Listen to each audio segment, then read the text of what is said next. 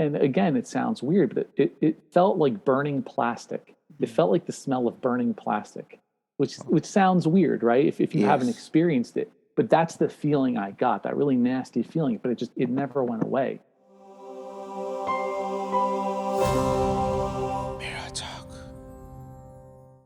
Today's guest's year and year struggle with depression made him compile his coping mechanisms, treatments, and relief strategies in a book titled The Official Depression Relief Playbook. He is a certified personal trainer, certified fitness nutrition specialist, and a certified brain health trainer through the Functional Aging Institute.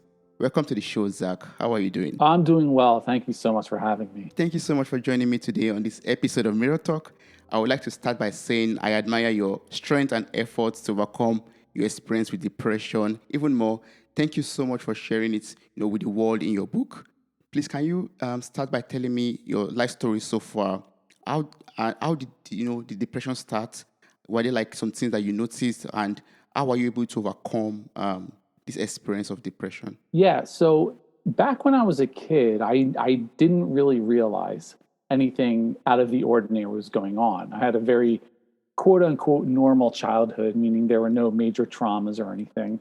Mm. Now that I have the insight, looking back, there were some things like I would take breakups harder than normal, like breakups with girlfriends when I was a teenager, things like that. And just kind of minor things would really get me down, but nothing that I could recognize at the time as depression.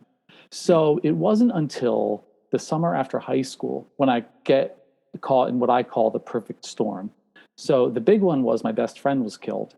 So that was a major factor. And then on top of that, all of my friends were leaving for college. They were leaving for university. So I didn't have any friends there. This is before social media.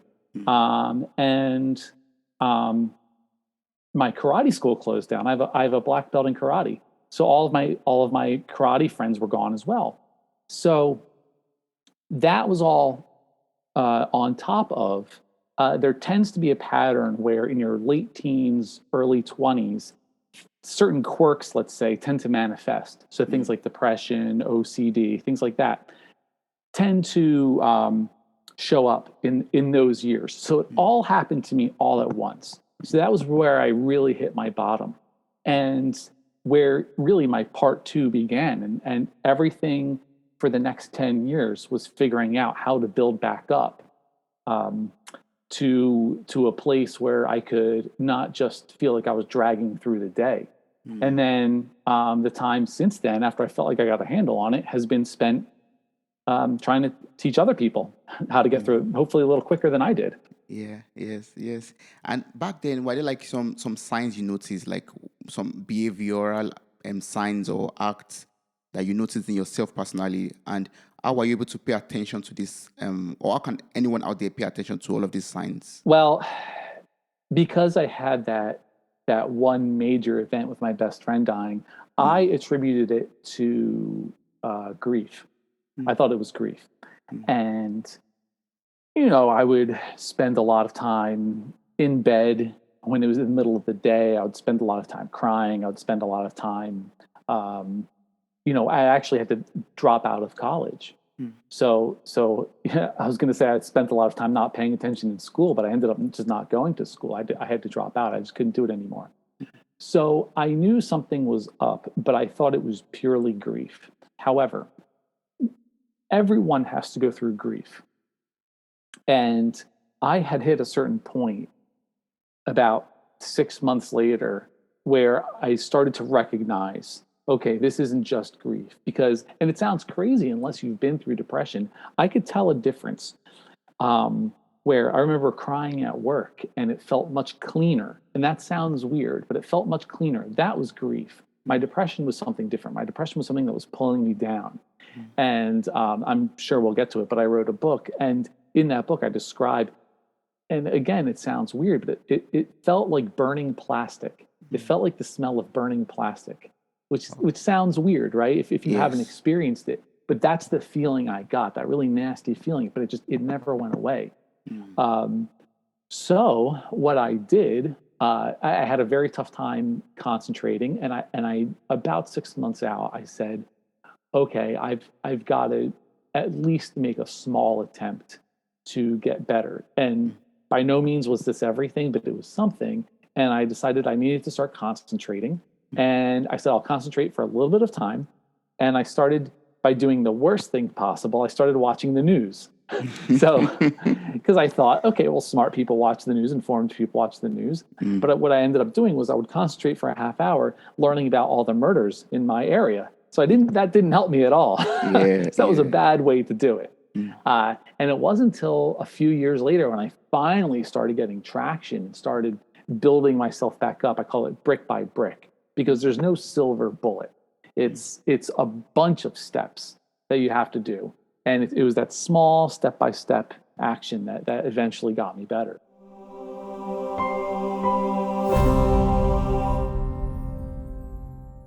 Was there like medication involved? Like you have to seek for help and maybe get some, medications to, help you cure or, deal with the depression? Right now, at that time, I mean, this is within a few years of each other, so I'm not positive of the exact timeline, but I did go see a psychologist one day, and she talked to me about medication. I said, no, thank you. And that was it. And I thought, okay, she was nice, but therapy isn't for me, and medication is not for me. But we didn't really talk about medication. She asked me if I wanted it, and I said no, because I believed all of these things that just weren't true. I believed all these rumors. I thought once you were on it, you had to stay on it forever. I thought they made you feel like a zombie forever. And these things just weren't true, especially for me. So, the first mistake was thinking that therapy was a bad idea. And then I eventually, years later, went to a couple different therapists. They weren't great. And it wasn't until I was 23, so that was a good 4 or 5 years later, that I finally went to a therapist that I really liked. He again brought up medication, didn't talk about it, just said, hey, would you want to go on medication? I said no, and that was it. We didn't talk about it. So the medication was actually the very last step, and that wasn't until a few years ago. And because I had been putting in the work, doing all these other things that I write about, I had stacked myself up. I was doing okay, and I could have gone the rest of my life okay. But I was talking to my primary doctor, and she said, why don't you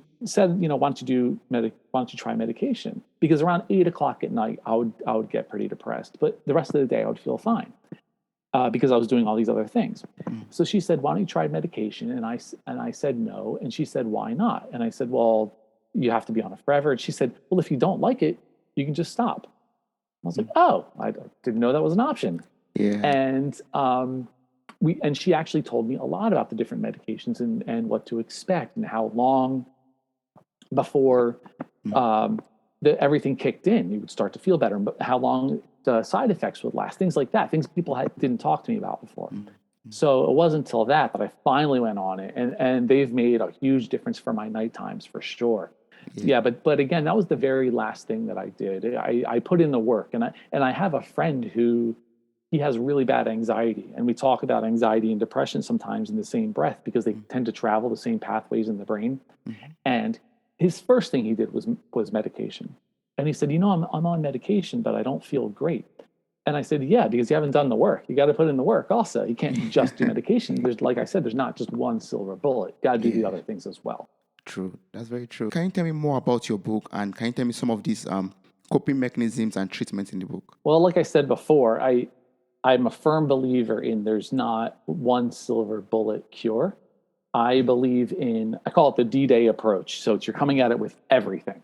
So I do things, of course, I write things about fitness in there, getting your nutrition in order, because like you said, I'm a personal trainer and a fitness nutrition specialist, but I'll also come at it from other angles as well. And each one of these isn't going to get you all the way, but it's going to get you that little bit. So, and then when you stack those, it's kind of like a 2 + 2 = 6 type thing. If there's this compound effect where it starts to really lift you. But again, you have to do the work. And I wanted to write a book where it was something actionable. It gives you things to do, as opposed to just read it, have these ideas, and then just forget them. So like for example, I'll if it's okay, I'll give a couple examples. Yes, please. So there's a big theory that that depression is directly related to your gut health. Now, I believe that's part of it. I don't think it's all of it. And they believe that because you actually create 90% of your serotonin in your gut, not in your brain. Only 10% you create in your brain. So I highly recommend first that people get an allergy test, which isn't a big deal. They just put these pinpricks in your back and they see what you're allergic to, because then you can stay away from those foods that get your gut all out of order. There are actually doctors out there who are prescribing probiotics for depression to get your gut in order to get the serotonin up. Again, I think that's part of it. I don't think that's all of it. So that's just part of it. And I also try to get people on some type of like just a healthier diet. You know, I understand it's really hard for some people to have like this fantastic diet, and that's fine. But like I said, cutting out those foods that make you inflamed. There's another theory that inflammation is a huge contributor to depression. So I try to get people on a lower inflammation diet. And like one of the things I give in the book actually is something called turmeric. And I don't know if you've heard of this, but it's kind of like a ginger root. It's orange though. Yes. And it's better in pill form than it is in like actual root, because you'd have to eat something like 1,000 roots to get the curcumin out of it. And that's the active ingredient you would want. So it's called curcumin. And so the pills you take, they can be called turmeric or curcumin. Those get your inflammation down as well. So I highly recommend those. Of course, I tell people they have to talk to their doctor first, because sometimes those can interact with whatever drugs you're taking, but it's safe otherwise. And the one thing that you want to be sure of it though is make sure there's a little bit of black pepper in there, because that increases the bioavailability of it, meaning your body can absorb it a lot better if you have a little bit of black pepper in the pill. About half the pills out there have black pepper in them. And if it doesn't, that's okay. Just eat it with dinner and put some black pepper on your dinner to take that turmeric. And that's going to get some of your inflammation down. So I'm kind of going down the rabbit hole here, but there's a lot of different, a lot of different tips I gave as far as like supplementation and nutrition. Just getting back to another one. I'm from the U.S. I'm from the New York City area, and a lot of us are very low on vitamin D because we don't get enough sunlight. And I don't know if there's a correlation, not necessarily causation, but there's a correlation between low vitamin D and depression. So that's another thing. I recommend everybody gets their vitamin D levels checked so they can maybe start taking those. In fact, I have to take those every day or else my vitamin D gets too low. So yeah, I could go on and on. I'm a big fan of omega-3s. I have that in the book as well. You know, like something like flaxseed oil to get that inflammation down. But yeah, that's a part of it for sure. Yeah, that's awesome. I'm actually still going to ask you about some supplements and all that, but I'm happy you already talked about it right now already. That's really awesome. And I appreciate the fact that you talked about this already because, as you said, what we put into our body could also help us to, overcome or give us the strength to, to fight depression that we are experiencing, or even help us to even resolve it. There are some nutritional deficiency that we have that could be resulting to depression in our life. It plays a role for sure. Yeah, absolutely.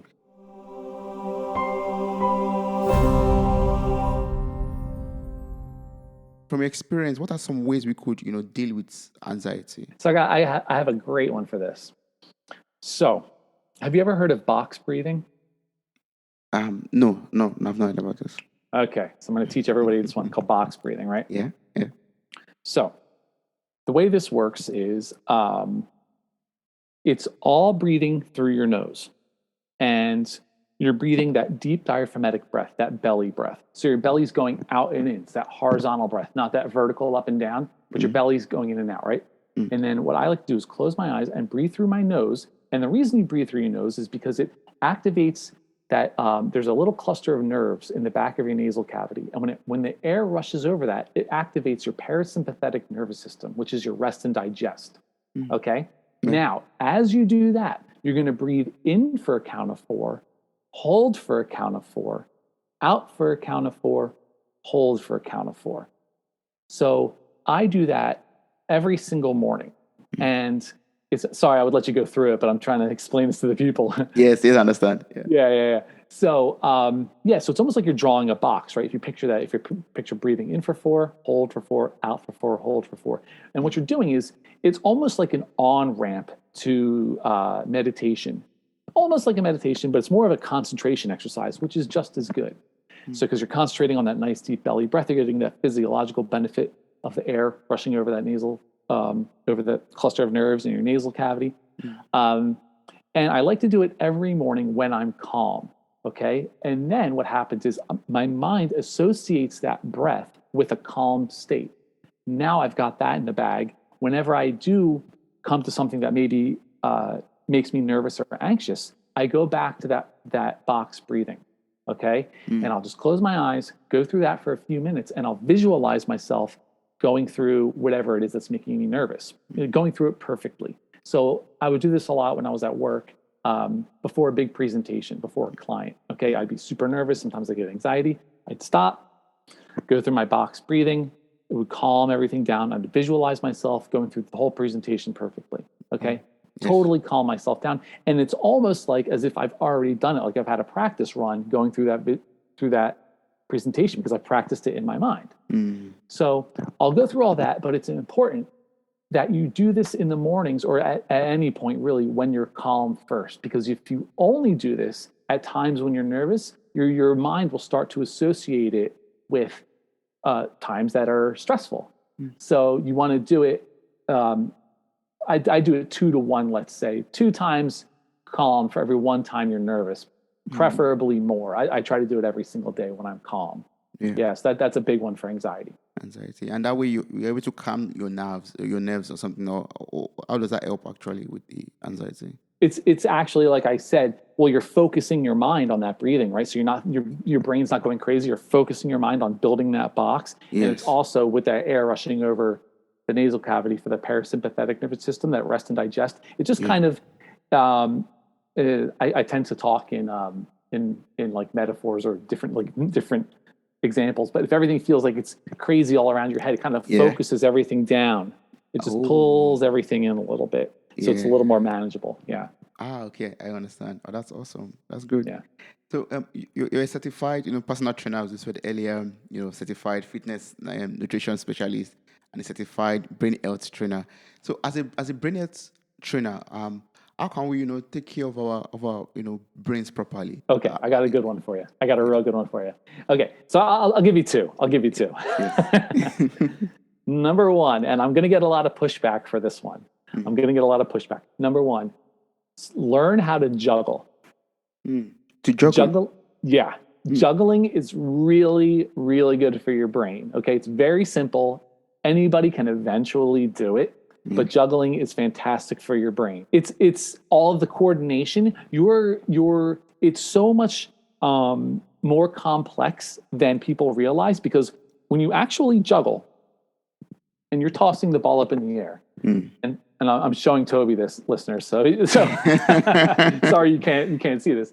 When you're tossing the ball in the air, you're actually looking up. Right? You're looking up at the tops of where those balls are. You're not looking at your hands catching the ball. So you're making this very complex pattern in your brain of not just throwing them up and catching them, but you're predicting where these balls are going to land without watching them hit your hand.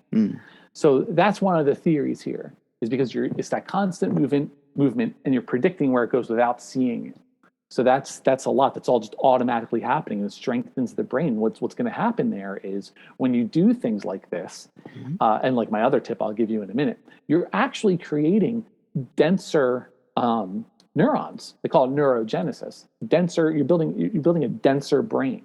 So that's a good thing, right? And you may actually, if you incorporate things like cardiovascular training, like going out running or riding a bike, they call that.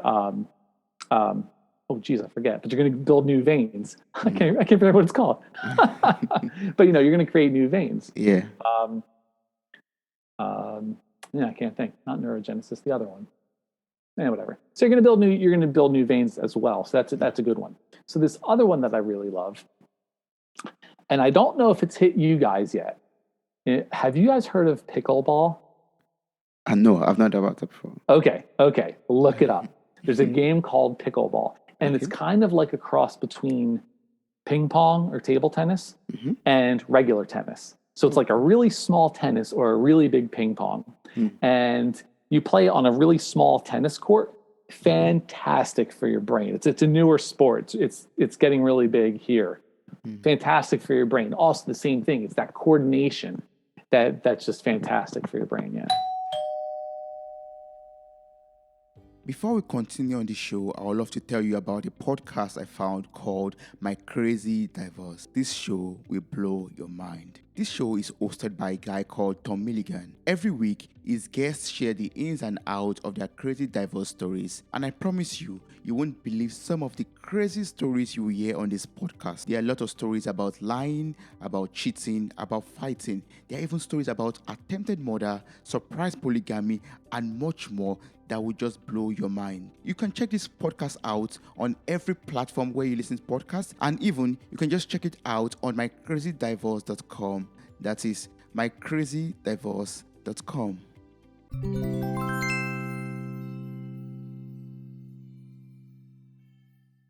What inspired you to, to get certified in all of these disciplines? I don't feel like I've achieved a lot, but I really like learning and I really like going after things. But it didn't start that way. So the black belt I got just because that was my sport when I was in high school. I liked karate and I didn't like organized sports like baseball or anything like that. So I liked karate and I liked getting the black belt. Now I didn't graduate college till I was a little older because I had to drop out. So I always felt like I was less than other people because I wasn't a college graduate. And I was like, okay, well, maybe once I graduate, I'll feel better. And then I didn't. And I was like, okay, well, if I graduate with honors, maybe then I'll feel like equal to my friends. I graduated with honors and then I didn't. And I was like, okay, well, maybe if I become a personal trainer on top of it, then I'll feel great. And then I didn't. So what I had to do was actually turn that arrow, all these outward things, I had to turn it inward, which I talk about this in the book as well. You have to turn the arrow inward. And you're doing it for different reasons. You're not doing all these things to like impress other people or any of that kind of stuff. You're turning that arrow inward and you're working on yourself. And that's where my growth really came from. And it was really working with clients, like personal training and doing the nutrition stuff. That's what led me to this next big thing of becoming a therapist, was because, I loved healing people physically. But when I would meet with people about nutrition, they weren't talking about food. They were talking about traumatic events or things that were going on in their lives. So that was what made this, and it's so much more fulfilling, and that makes me feel a lot better than going after certain titles and things like that. For example, I'm becoming a yoga teacher in about 6 weeks. I finish up my class to become a yoga teacher.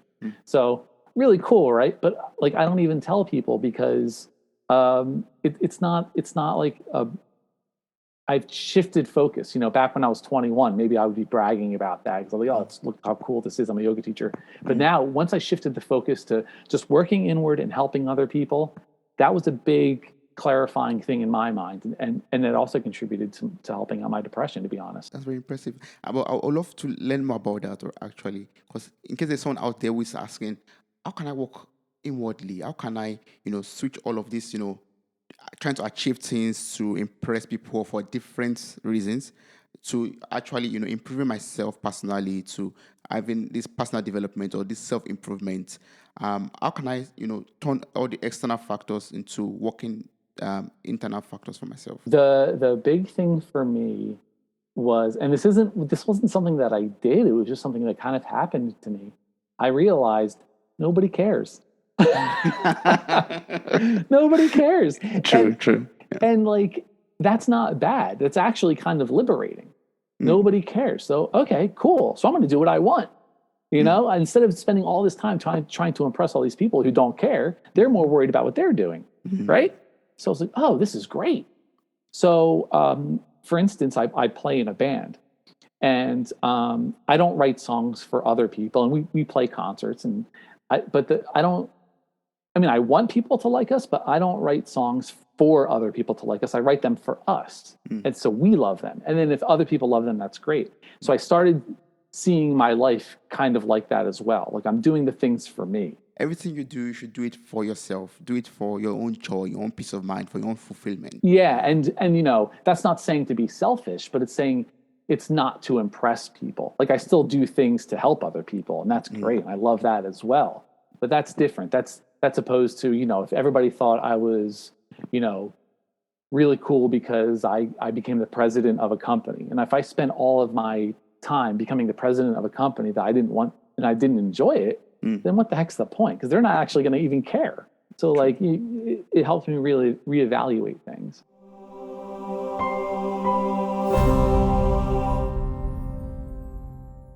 Can you advise me on the, on the best physical activity plans to help me keep my body fit and healthy? Sure. And that's a good question because, and this sounds lazy, but it's different for everybody. It's slightly different for everybody. I'm going to give you another quick story. Okay. Yes. So when I was at my most depressed, okay, you guys use kilograms, but I'm going to explain this in pounds just so you kind of get an idea because I don't know kilograms. I apologize. So I'm 5'9" and I weigh 170 pounds, and I don't know what that is in kilograms, which is okay, whatever. Yeah, But at the time, I was 124 pounds. So that's very light. That's almost 50 pounds lighter than I am now. I was getting sick all the time. And if I had gotten seriously sick, there was nowhere for me to go. So I was just skin and bones. I was very, very, very thin. And this actually was the first step I took to actually, my first step in the right direction in defeating depression was I started lifting weights. I played in a band with these guys who were really into lifting weights. And I figured, all right, I'll give it a shot. And I started lifting weights. And I was surprised because I was taking all of this advice from like mainstream, like things that people, especially Americans, people that they say people should be doing because typically Americans are obese. So I was eating less thinking I was getting healthier. But actually for my body type and my lifestyle, I should have been eating more because I was very active and I should have been eating different types of foods. So I saw myself go from 124 pounds to 135 to 145, and I was building all this muscle and I couldn't believe it. So not only was I changing my body in a positive way, but I was also having fun and learning things. So that was like my first big step in getting out. So I feel like that's an important thing to mention, right? Because for me, it was actually gaining weight. It's just like anything else. If you've never exercised before, don't go crazy off the top. Don't go from 0 to 100. Start easy and find the things you like. And I actually give a short list in the book of exercises of things that don't necessarily look like exercise. It could just be going out for bike rides or hikes, things like that. But find 2 or 3 of these things that you really like. I'm a big believer in variety. I'm lucky enough because I'm a personal trainer and I enjoy working out. So I enjoy lifting weights and I enjoy yoga and riding my bike and swimming and all that kind of stuff. But if you're the type of person who doesn't enjoy that kind of stuff, just find 2 or 3 things because you want to have that variety in there. You don't want to spend all of your time, let's say, hiking. Okay. So you spend all your time hiking and that's great. But you're going to miss out on that upper body strength. Yes. So maybe you want to couple it with lifting weights, and you can get a little more rounded out. So it's a little different for everybody, but by all means, find the things that you enjoy because it's not going to work if you don't like it. It has to be something that you like.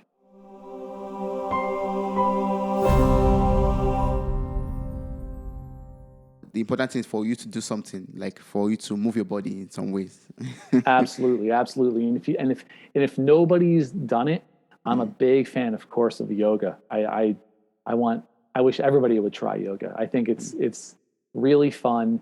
And if you think about it, if you know somebody with depression, I think one of the best things to do is to ask them to come with you to a yoga class. Because say, hey, I'm a little bit nervous. Would you mind coming with me? Because it's going to make the depressed person feel like they're doing the other person a favor. So they'll feel good about that. Yeah. It's also going to get them moving their body. It's going to get them learning things. And it's going to get them they're going to get the social aspect of it. They're going to have all these, typically nice yoga people around them. So it's full of really positive things. Plus, you get a little bit of meditation at the end. So it's a great thing to learn. Absolutely. Yeah. Well, can you explain the concept of yoga to me? Like, there are always a lot of misconceptions about yoga around, like, oh, it's maybe some evil spiritual practice, for example, or some yeah. But can you like explain like the concept and how is it beneficial to our health? Yeah, so yoga is not like a religion or anything like that. People think it is because they would see people, wearing certain headdresses or things like that, because that's where it came from was India, and that's just the way they dressed. But all those yogis, like yoga wasn't their religion. That was it's just basically a form of self-improvement. Okay. So the type that we have here in the West is called Hatha yoga, and that's just one of the branches. And Hatha yoga is the movement of your body. It's the asana, they call it. So you're moving your body. And yoga is basically all done with body weight stuff. So you're getting a lot of stretching in there, which everybody knows, but you're also getting a lot of strength stuff in there.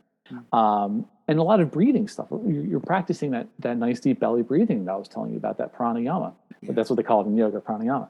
So it's a full body workout.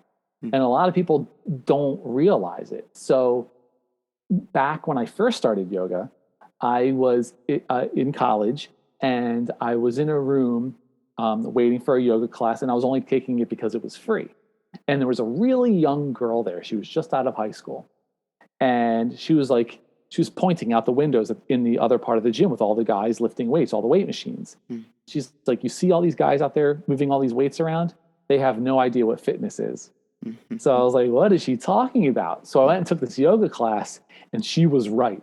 I had come from years of lifting weights. I did that yoga class. I had never been so sore in my life. I could barely walk the next day. Wow. So it's really, really great for muscular strength as well. I mean, it's one could use it as like a form of workout also. Oh yeah, it's a workout for sure. And after working out and after moving your body, maybe hiking or going for some bike riding, what are like some nutritional plans that we could make use of to eat healthier and better? So I'm a big fan of just the simple Mediterranean diet. Okay. Now, of course, you're going to have to swap things out depending on your body, especially if you took that allergy test, right? Yes. So, for example, my fiance, she can't have wheat. She's allergic to wheat. So she has a modified Mediterranean diet. I can't do dairy. So I do a modified Mediterranean diet, right? So that's my number one choice. There's also, you may have read about it, but it's just called the anti-inflammatory diet or the anti-inflammation diet. Pretty similar, but you'd want to look into things like that as well. And the thing is, I know a lot of people who they'll start this kind of stuff. People who I have when my clients, they'll go, all in the first, week. And I'll say, make sure you give yourself a little bit of wiggle room here, have a little bit of time where you're not eating just vegetables or just whatever. And they go all in, all in, all in.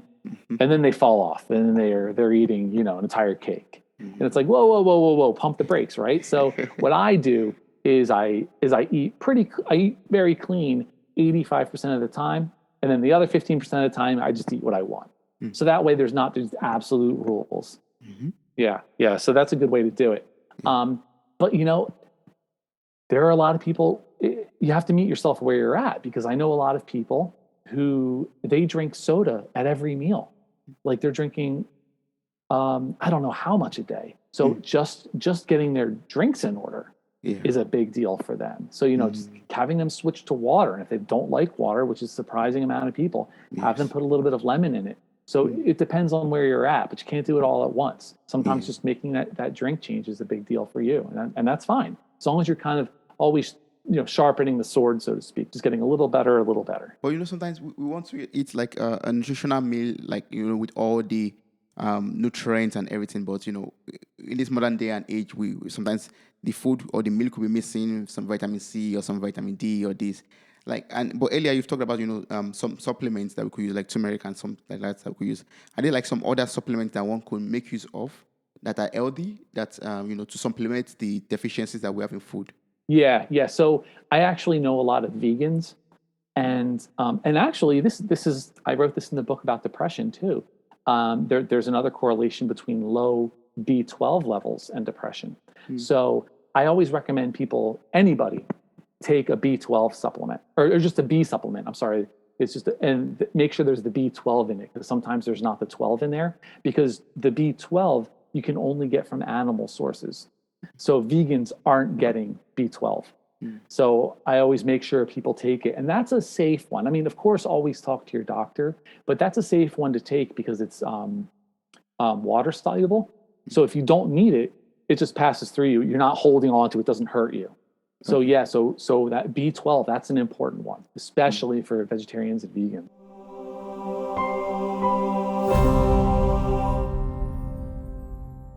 I found out that from January 2022, you start a licensed professional counseling grad program. Congratulations on that. That's awesome. So, what are some good mental models or mindset that we could make use of? If you could counsel me right now, before you get your license, can you counsel me on some good mental models or mindsets that I could use? This is a big one, and I don't know if I talk about this in the book, but if you are depressed, you have to practice forgiveness. And not just forgiveness with yourself, but you have to practice forgiveness with other people, because people are going to say stupid things to you. I had people say a lot of really dumb things to me. But the thing is, they didn't understand because they couldn't.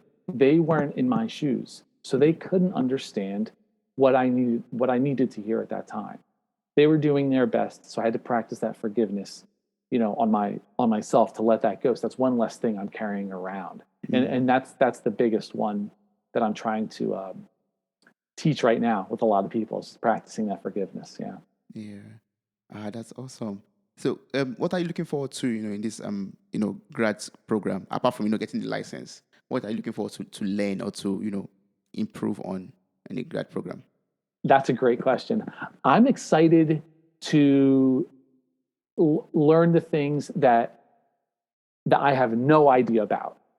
So like things that aren't even on my radar, things that I just couldn't even imagine, because I'm sure there will be a lot of it. Because I've given this book to a couple of therapists, and they're now actually giving it to their clients. They love it. So that's really nice, right? That therapists really like my book. Yes. But I'm sure there are things I'm missing.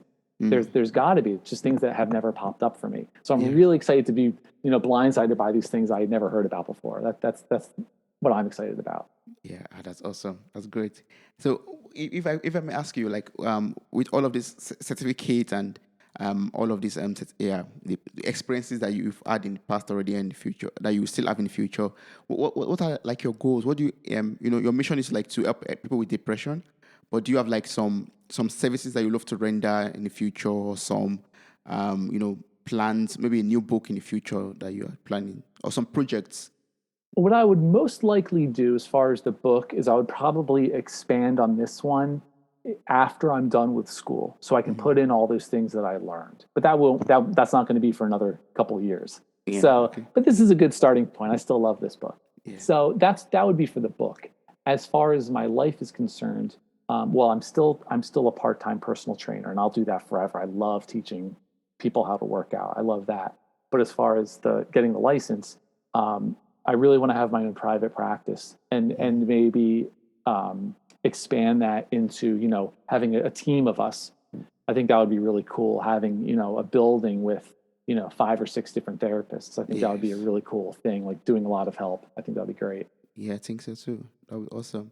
So for anyone who is listening right now, and maybe the person is going through depression or anxiety, or they have someone that they know that is going through this, going through anxiety and or depression, what advice would you give such a person, like from your own experience? You experienced it and you overcame it, and now you are living, without depression. What advice would you give them, at this stage of their life?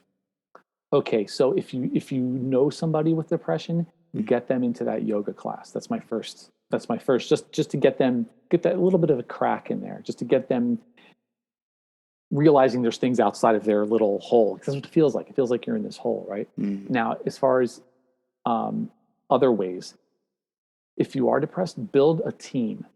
And by that, I mean, talk to your primary care doctor, get a therapist on board if you can, and get some kind of a trainer as far as like physical aspect, right? Because you're going to have this entire team rooting for you. And it doesn't have to be, you don't even have to necessarily get a personal trainer or anything like that, but I would get some kind of a coach. Let's say you like playing an instrument. Just get a coach that's going to push you along on that instrument. Or if you like writing, get somebody who's going to push you along for writing. So that way you have this whole little team working for you. So it's like you're the CEO, right? You're still in charge, and you can swap them out, but you're the manager. You're the manager of this team. So get all these people working for you and be brutally honest with all of them. Tell them what's going on in your life. And because like I said, like the medication thing, that didn't come from a therapist. That came from my regular primary doctor who finally sat me down and talked to me about it. So you don't know where the help's going to come from, but get a team rooting for you. That's my biggest thing. Yeah. Oh, that's awesome. That's great. So for someone out there who would love to get across to you, maybe to get some more advice or, talk about things that we didn't talk about right now, what's the best way to connect with you or to work with you? Yeah. The best way to reach me is just through email. So it's zackrutledge@gmail.com, and I'll spell that. It's ZACKSRUTLEDGE@gmail.com. That's the best way. And I'm happy to talk to anybody. Awesome. I'm going to place this information in the show notes for this episode. So anyone who's interested could just copy it or click on it and get across to Zack. Beautiful. I appreciate that. Yeah. Wow, you made it to the very end of this episode. Thank you so much for listening. I'm grateful for your time, your love, and your contributions. Subscribe, like, review, and share this podcast. God bless you. Bye.